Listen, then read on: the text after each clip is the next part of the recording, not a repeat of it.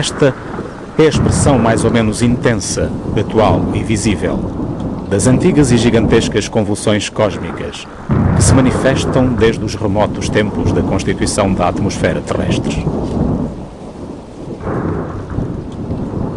Este local, onde se situa a povoação de Morianes, faz parte de uma região desde sempre mais sujeita e exposta aos perigos de um fogo de tal intensidade e poder.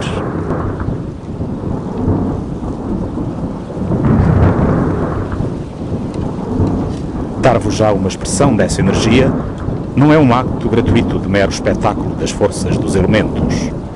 É antes um sinal de obediência à necessária humildade que deve caracterizar a condição dos seres racionais e despertá-los para uma maior e mais lúcida consciência sobre a sua fragilidade, sobre a sua existência efêmera, pequena, e sobre o seu destino mantido em segredo, guardado na imensidão do todo universal.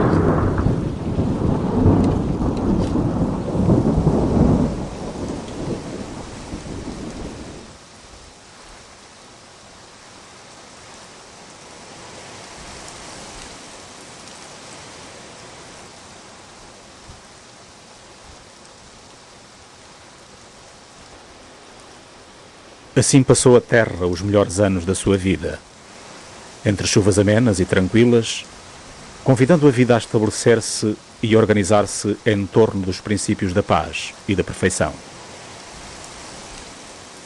O homem só apareceria muito tempo depois, e com ele a dúvida, a interrogação sobre o que sempre foi assim, concreto e definido, nas ordens supremas do universo. A relação familiar entre todos os membros do Sistema Solar vem de um passado certamente mais abrupto e violento, e todo esse imenso sistema de mundos se reorganiza e modifica constantemente.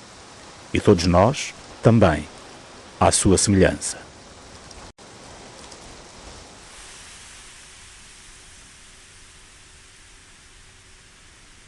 É o tempo e o comportamento da energia libertada da grande fonte, o Sol, que determina a menor ou maior pacificação dos seres, sejam eles animais, plantas, micro-organismos ou planetas e seus elementos.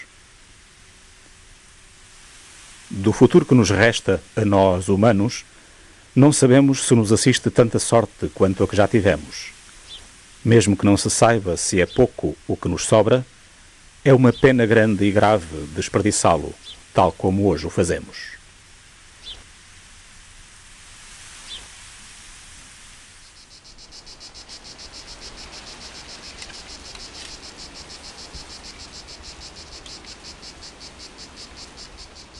É antes de mais necessário ter-se nascido aqui e amar esta terra a uma dimensão raramente compreendida, para ousar ir mais além da observação, recriando as linguagens e traduzir para o idioma dos homens o que sinto ser voz do tempo e os desejos antigos da terra e da luz, onde posso ler as orientações de Deus que nos confiaram a obra majestosa da procura incessante da felicidade.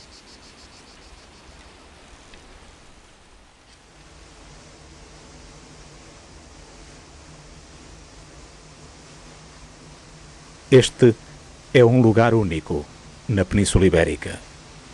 Um rio inteiro desiste do seu leito original e antigo para se aventurar num outro mais recente e profundo, perdendo-se de vista.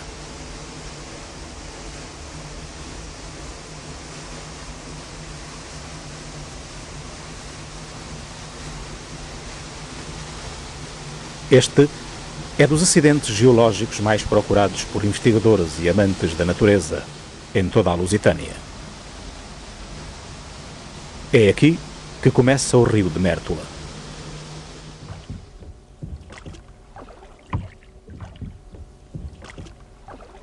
É aqui que começa o rio de Mértola e que ele se liberta finalmente da imensa cadeia de represas instaladas a montante e se apressa para ir ao encontro dos estágios das marés oceânicas, que lhe atribuem a grandeza da navegabilidade e da comunicação, herdada do começo do tempo, desde o princípio da existência e da fertilidade.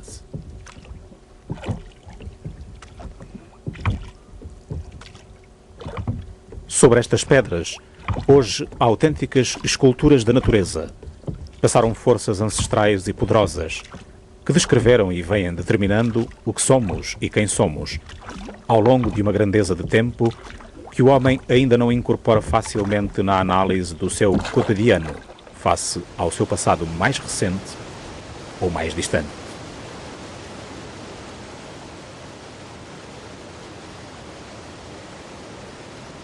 Não será exagero afirmar que a presença do homem recoletor sobre os territórios de Mértola ou dos seus sucessores mais imediatos, detentores de apuradas técnicas de aproveitamento e exploração hidráulica, se funde na longura do tempo e na antiguidade dos seus próprios rios.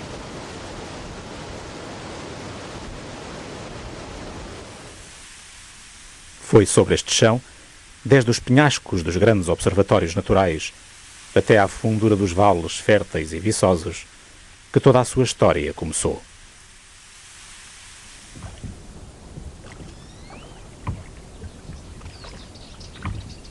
Este rio e todo o sistema hidrológico que o sustenta, constituído pelos seus afluentes e subafluentes, são o principal fator responsável pela fixação do homem em toda esta vastíssima região.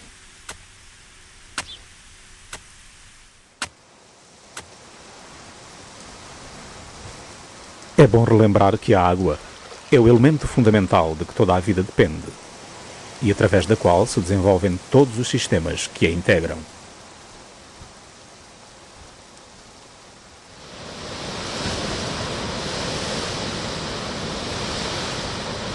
As zonas costeiras de todos os continentes e os cursos de água interiores de maiores dimensões foram desde sempre, tal como aconteceu aqui, as áreas privilegiadas para a fixação e para o desenvolvimento das civilizações em qualquer tempo da história.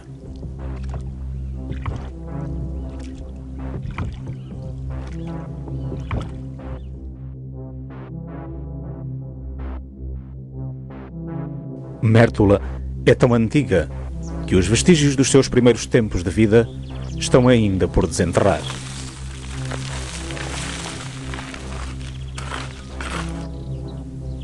De qualquer modo, os testemunhos já colocados de novo à luz dos olhos, que lhe têm permitido estudar com alto rigor científico mais de 2000 anos passados, determinam que Mértola não surge nem progride em torno de um objetivo agrícola, mas sim como polo dinamizador das economias periféricas. A vasta região entre Moura, Serpa, Beja, Aljustrel, Castro Verde e Almodóvar fazem parte do perímetro para o qual Mértola exercia a função de um portal de comunicação com os mercados exteriores, através do rio Guadiana. Os fatores como o acesso ao mar via fluvial, os pontos e as localizações geoestratégicas de defesa, o interesse na exploração das riquezas minerais do seu subsolo, que aglomeravam a gigantesca mina de São Domingos, explorada faseadamente desde o período romano até 1965, e mais de uma centena de pequenas minas de exploração familiar, estimularam durante largos períodos a incandescência e a fusão dos metais dentro e fora deste território. A par das atividades mineiras e siderúrgicas, prosperava uma atividade pastoril na qual se baseava uma boa parte da subsistência das povoações locais. A manufatura, a multiplicidade de artes e ofícios, a dinamização do comércio, o contacto e a troca são, em síntese, as orientações de Mértola no passado.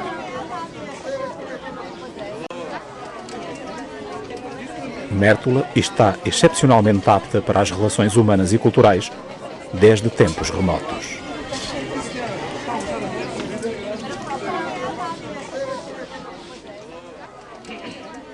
É de uma riqueza cromática incrível, não é? E simplificado.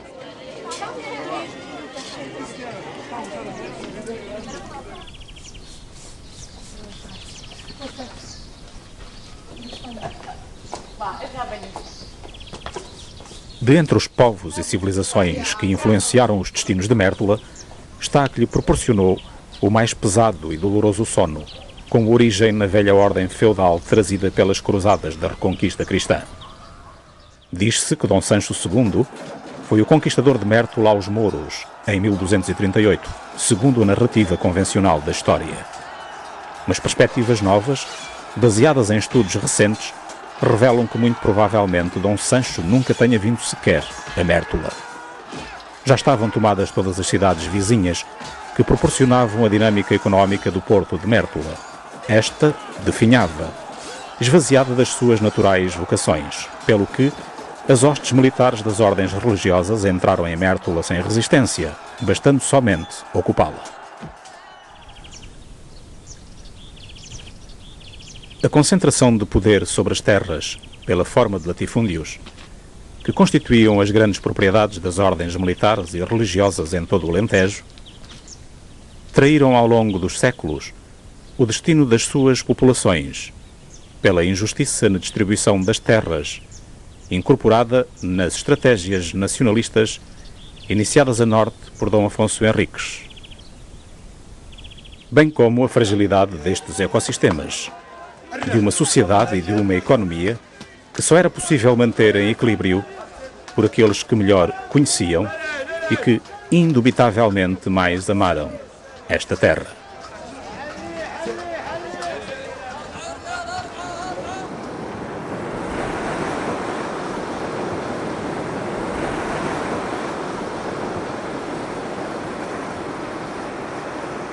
Cerca de 260 anos depois, coroava-se de êxito a grande odisseia dos descobrimentos.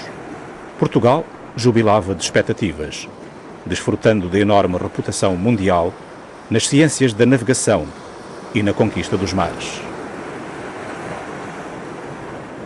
Ditava as regras do comércio transoceânico e assumia a dimensão colonial de uma superpotência no mundo. Definiu e estabeleceu um rigor novo de alta precisão na cartografia da terra e do céu. E é Portugal, colocando em contacto todos os continentes, que inicia o processo de globalização que hoje tanto discutimos e nos apreende.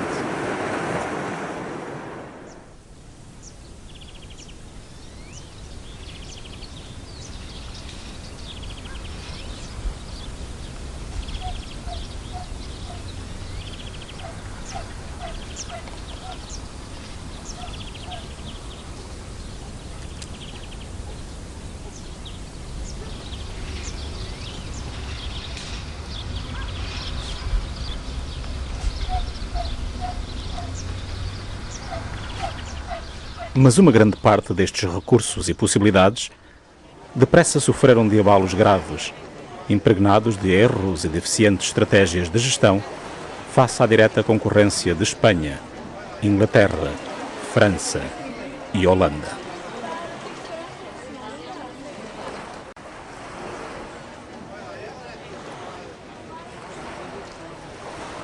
Desde então, Portugal perdeu quase sempre as etapas de liderança ao longo da história, como resultado dos excessos e negligências que não lhe permitiram acautelar com eficiência e exatidão a qualidade do seu futuro e do seu presente.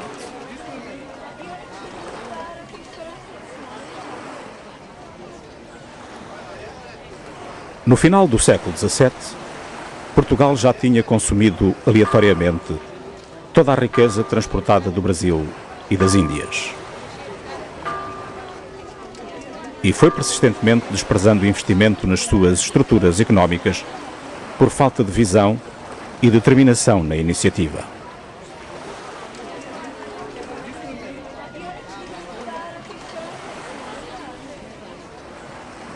Tudo isso explica a diferença que causou uma distância enorme no progresso e no desenvolvimento da atualidade entre Portugal e os seus vizinhos e aliados mais próximos. E ainda, dentro de si mesmo, um fosso trágico entre o litoral e o interior, que transformou as zonas costeiras em espaços sobrepovoados, poluídos socialmente perigosos e ameaçadores, deixando as zonas de interior desertificadas, desprotegidas, económica e socialmente arruinadas.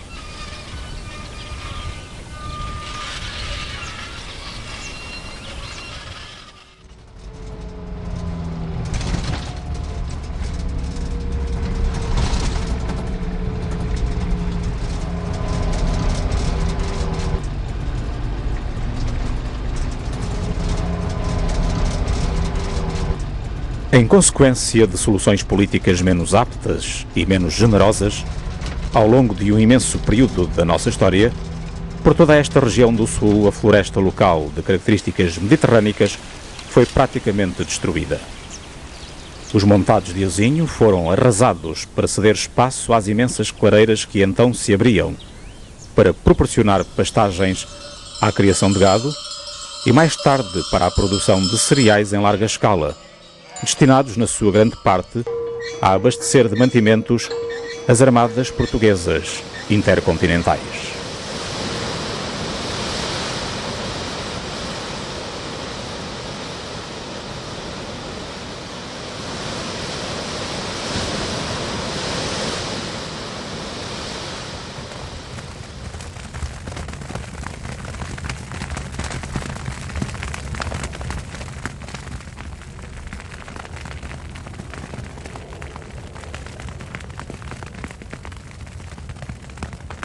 Desde tempos ainda mais remotos, já as necessidades de combustíveis de alto nível térmico faziam da azinheira um alvo preferido para alimentar fornos e forjas, nas atividades siderúrgicas de menor ou maior dimensão, onde se fundiam as primeiras ligas de cobre e de estanho, nas quais se ensaiava e produzia a resistência do bronze e mais tarde a versatilidade do ferro.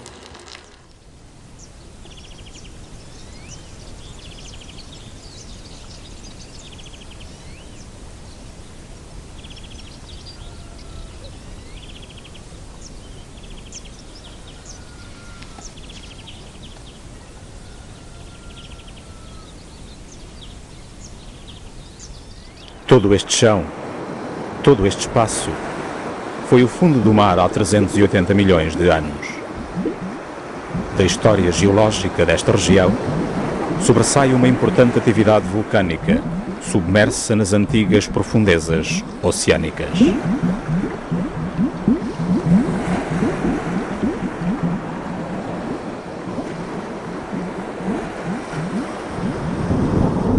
Circunstâncias cósmicas e suas consequências climáticas determinaram o avolumar dos gelos polares no planeta Terra ao longo de um imenso período e, em resultado disso, o nível dos oceanos desceu até aos contornos geocontinentais que atualmente conhecemos.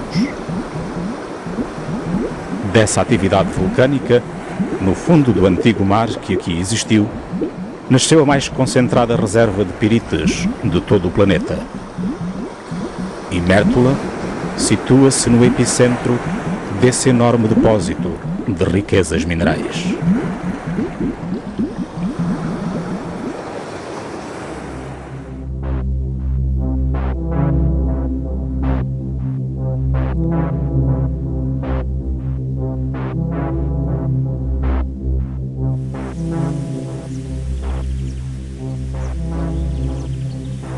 A partir da Serra de Nossa Senhora do Amparo, à qual se encostam as povoações de Morianes e Corvos, podemos ligar dois pontos fundamentais que nos permitem referenciar a extensão da faixa piritosa que atravessa todo o ocidente da península. Para lá daquelas elevações sumptuosas que servem de abrigo à Puebla de Guzmán, fica o complexo mineiro de Tarsis, em Espanha. Depois, para sudeste da Serra de Aracena, estão as grandes minas de Rio Tinto, recentemente desativadas.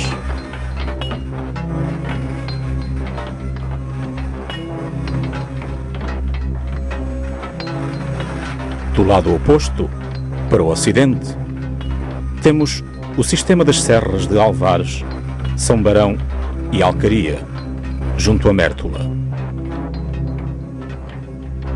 E para lá deste sistema, temos a poucos quilómetros, próximo de Castro Verde, as poderosas minas de Neves Corvo, atualmente a laborar em pleno.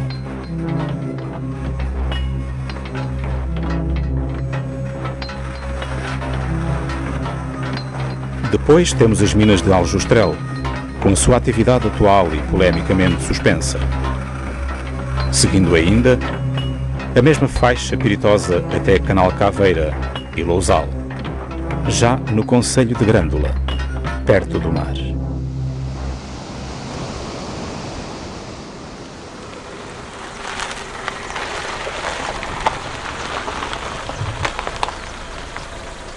Os pontos do espaço geográfico e cósmico por onde alguma vez passamos e que nos suscitam o estímulo dos afetos ficam para nós sagrados desde um tal e singular instante. Voltar a eles, na dimensão contemplativa, dispostos a entregar-lhes tanta paz quanto a que recebemos, é acharmos a sorte ou a virtude de termos encontrado o nosso lugar no universo. Podermos nos encontrar com todos os seres, mesmo aparentemente sós, e ficarmos cientes, sapientes, acerca do espírito e do amor. Passaram 3 anos sobre o momento em que vim a este mesmo lugar, interceptar sinais, recolher emoções e sentimentos que integram as narrativas deste primeiro episódio, ou, se preferirem, desta primeira aula. Regressar aqui é um apelo quase desconhecido. Vim porque o ser o ordena, e ao voltar, noto que existem, afinal, diferenças. A árvore nobre que me deu sombra e conforto naquele instante de há 3 anos atrás, parece oferecer-me agora uma mesa. Seguramente, uma tempestade extrema, das que com frequência por aqui passam, pegou nela e retirou-a do seio sagrado, que lhe deu a existência e a beleza. Sabemos há muito tempo que nem sempre as árvores morrem de pé, mas nem mesmo a isso lhes pode imaginar diminuída a dignidade. E esta, apesar do incidente em que se precipitou, teima em resistir e segurar-se por tudo quanto pode à vida.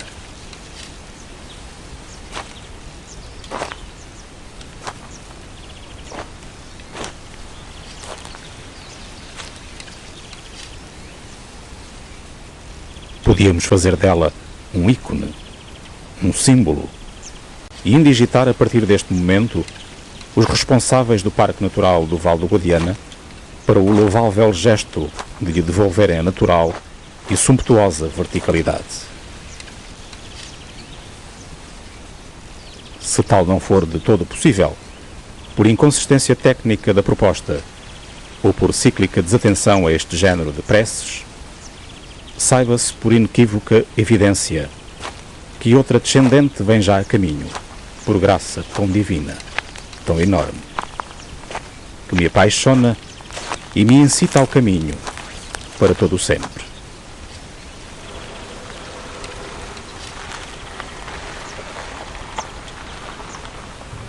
Até breve.